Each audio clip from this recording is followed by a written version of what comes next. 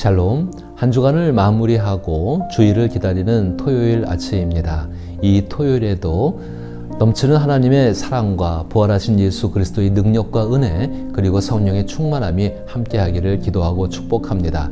그리고 내일 주일에는 성찬식이 있음을 기억하시기를 바랍니다. 함께 읽고 묵상할 말씀은 데살로니가 후서 2장 6절로부터 12절 말씀입니다. 제가 읽어봅니다. 너희는 지금 그로 하여금 그의 때에 나타나게 하려 하여 막는 것이 있는 것을 아나니 불법의 비밀이 이미 활동하였으나 지금은 그것을 막는 자가 있어 그 중에서 옮겨질 때까지 하리라.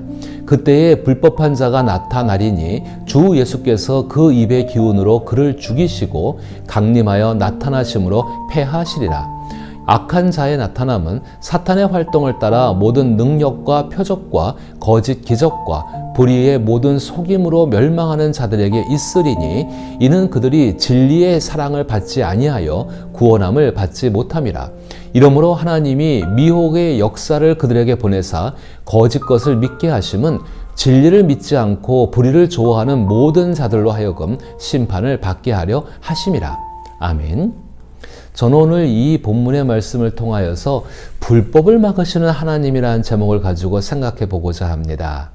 권선징악을 주제로 한 미스터리 드라마나 영화를 보면 진짜 악당의 정체는 쉽게 드러나지 않습니다. 그리고 그런 교묘하게 숨겨진 악당을 견제하고 맞서는 인물이 또한 항상 등장합니다. 대부분의 작품에서는 악당들이 활개를 치는 동안 그를 막으려는 인물이 여러 어려움을 겪지만 결국 악당은 비참한 최후를 맞이합니다. 또한 악당으로 인해 고통받던 사람들과 세상은 다시 평화로운 일상으로 돌아가게 됩니다. 대개 악당의 특징 중 하나는 자신의 생각과 계획, 의도가 잘못되었음을 알 수 있는 기회가 있었어도 더 큰 진리에 대해서 일부러 눈을 감는다는 점입니다. 드라마나 영화에서는 그런 모습이 단순히 지나가는 이야기일 뿐이지만 현실에서는 자신이 인정하지 않기로 마음먹은 진실을 외면하는 사람들 때문에 재앙과 재난이 발생하기도 합니다. 바울은 예수님께서 다시 오시는 날, 즉 하나님의 정의가 완전히 실현되는 그날까지 불법의 비밀이라 불리는 숨어있는 악이 이미 활동하고 있다고 7절에서 말씀합니다. 이어 8절에서는 불법자들이, 9절에서는 악한 자들, 즉 사탄의 세력에 동조하는 사람들이 등장합니다. 이들은 마치 자신들이 하나님인 것처럼 자신들을 통해서만 공의와 선이 이루어지는 것처럼 행세하며 불의와 온갖 속임수로 가득 찬 악의 세력을 적극적으로 펼쳐나갑니다. 바울은 10절 하반부에서 이러한 사람들은 진리의 사랑을 받지 못한다고 지적합니다. 여기서 진리의 사랑을 받지 못한다는 것은 진리가 없는 것이 아니라 진리를 의도적으로 받아들이지 않는다는 의미입니다. 불법한 자들, 사탄과 결탁하여 악을 행하는 자들, 마치 대단한 일을 하는 것처럼 속여 상대를 파멸로 이끄는 불의한 자들은 대개 예수님께서 말씀하신 것처럼 광명의 천사와 같은 얼굴을 하고 있습니다. 그러나 그 마지막 날이 오기 전에 우리는 광명의 천사와 같은 얼굴을 한 불법자들 사이에서 살아가야 합니다. 그 가운데 시편의 시인들처럼 주님께서 그들을 신속히 심판해 주기를 간구하기도 하고 그들의 술책과 권세에 눌려 탄식하기도 합니다. 그런데 이러한 악의 모습은 자신을 언제나 선하다고 여겨왔던 그리스도인들에게서도 언제든지 찾아볼 수 있다는 것입니다. 단지 하나님께서 불법을 막고 계실 뿐입니다. 만약 우리가 주변에서 거짓의 덫에 빠져 자신이 만든 거짓된 세상을 진실하고 믿는 사람들을 본 적이 있다면 그와 같은 위험이 언제든지 우리 안에도 존재할 수 있음을 잊지 말아야 합니다. 대개 이런 사람들의 헌신은 매우 철저하여 자신이 실수를 저지를 수 없다는 확신을 스스로에게 혹은 타인에게 심어줍니다.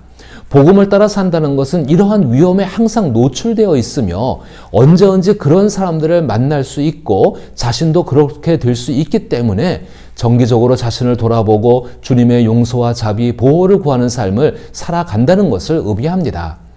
우리가 거룩한 삶으로 부름을 받았다는 것은 자신이 쉽게 만들어 믿어버리게 되는 거짓이 없는지 날마다 양심을 살피도록 부름받았다는 뜻입니다. 바울은 11절과 12절에서 자신을 보지 못하고 눈먼 상태에 있는 사람들을 묘사하고 있습니다. 이러므로 하나님이 미혹의 역사를 그들에게 보내사 거짓 것을 믿게 하심은 진리를 믿지 않고 불의를 좋아하는 모든 자들로 하여금 심판을 받게 하려 하심이라. 이 두 구절에서 알 수 있듯이 하나님께서 악에 사로잡힌 이들이 스스로 만든 술수에 빠지도록 허락하신다는 점입니다. 즉 그들이 원하는 대로 허락하신 결과 그들은 자신들이 선택한 거짓과 속임수의 세계로 내몰리게 되는 것입니다. 이는 그들이 진리를 믿지 않기 때문입니다. 쉽게 말해 자신들이 판 함정에서 벗어날 길은 열려 있었지만 스스로 나오지 않고 결국 스스로 멸망하게 된다는 뜻입니다. 이와 같은 사례로는 출애굽기 사건에 등장하는 애굽왕 바로를 들 수 있습니다. 애굽왕 바로는 처음부터 이스라엘 백성에게 완고한 태도를 보였으며 결국 하나님께서 바로의 마음을 더욱 굳게 하셨습니다. 다음 세 구절을 함께 읽어봅시다. 여호와께서 모세에게 이르시되 내가 애굽으로 돌아가거든 내가 내 손에 준 이적을 바로 앞에서 다 행하라. 그러나 내가 그의 마음을 완악하게 한즉 그가 백성을 보내주지 아니하리니 그러나 바로의 마음이 완악하여 그들의 말을 듣지 아니하니 여호와의 말씀과 같더라. 그러나 여호와께서 바로의 마음을 완악하게 하셨으므로 그들의 말을 듣지 아니하였으니 여호와께서 모세에게 말씀하심과 같더라. 바로는 자신의 땅에 나그네로 살고 있던 이스라엘 사람들을 좋지 않은 시선으로 바라보았습니다. 그는 그들에게 관대하지 않았고 그 결과 이스라엘 백성들에게 강제 노역을 시켰습니다.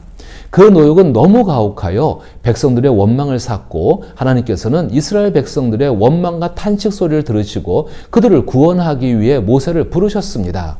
여기서 어떻게 하나님께서 사람의 마음을 완악하게 하실 수 있는가에 대한 질문이 생길 수 있습니다.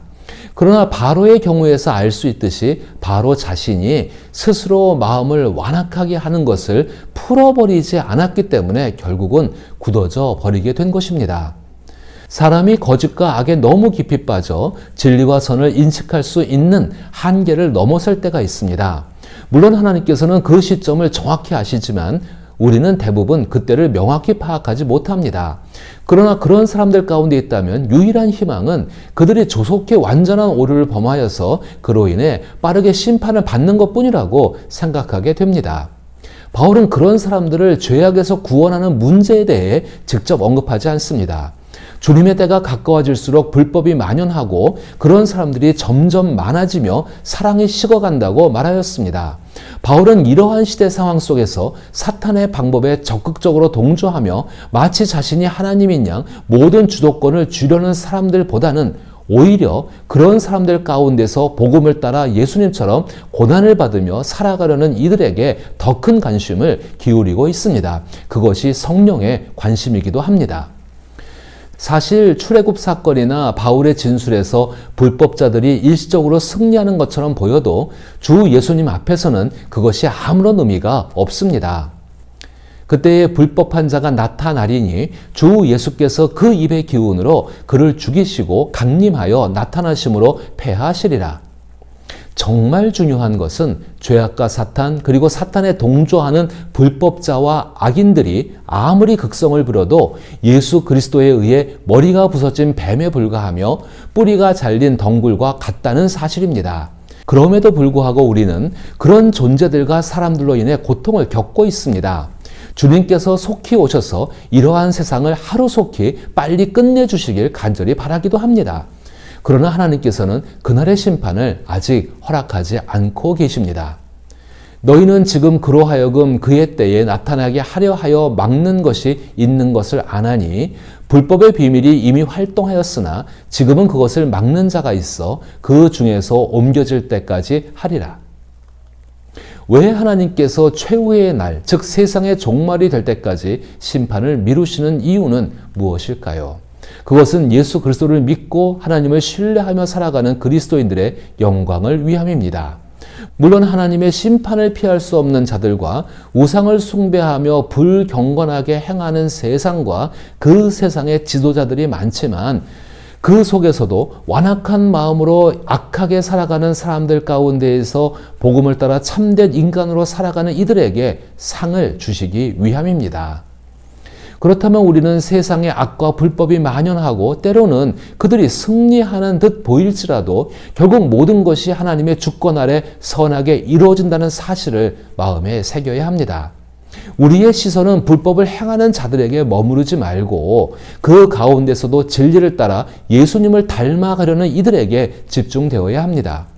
어려운 시대일수록 더욱 하나님께서 허락하신 자리에서 묵묵히 주님의 뜻을 따르며 사랑이 식지 않도록 마음을 지키고 복음을 붙드는 삶을 실천해야 합니다.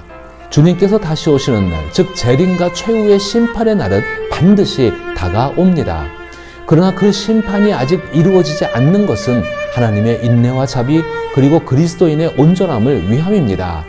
이 같은 하나님의 인내와 자비에 감사드리며 오직 주님의 때에 모든 것이 바로 잡힐 것을 믿고 오늘도 소망 가운데 살아가길 기도하며 축복합니다.